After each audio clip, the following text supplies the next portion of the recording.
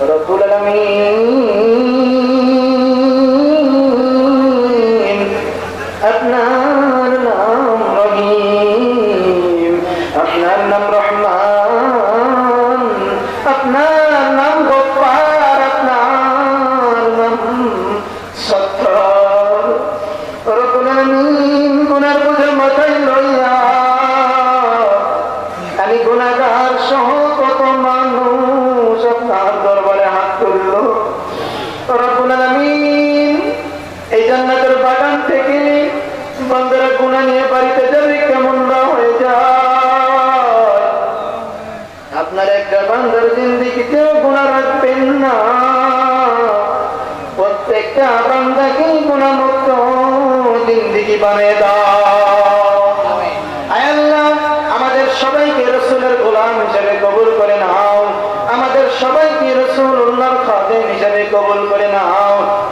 জীবনে যদি কোনো একটা দিন সুযোগ হয়, আমাদের সবাইকে মসজিদে নববী ঝাড়ু দেওয়ার তৌফিক দিও আল্লাহ।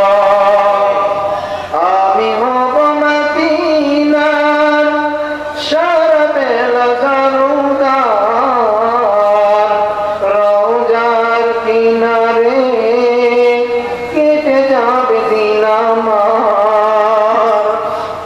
রব্বুল আলামিন আল্লাহ, যত মানুষ হাত তুলল প্রত্যেকটা মানুষের মওতের পূর্বে নবীজির দিদার নসিব করিও, প্রত্যেকটা মানুষের মওতের পূর্বে নবীজির দিদার নসিব করিও।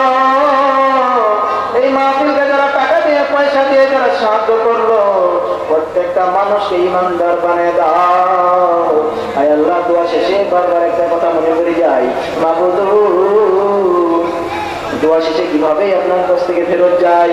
আয় আল্লাহ, যে মা বোনেরা কষ্টের টাকা পয়সা মাহফিলের জন্য দান করেছে, অনেক মা বোনেরা অনেক যুবক ভাইরা দোয়া চেয়েছেন, আল্লাহ প্রত্যেকটা মানুষের মনের নেকাশা পূরণ করো।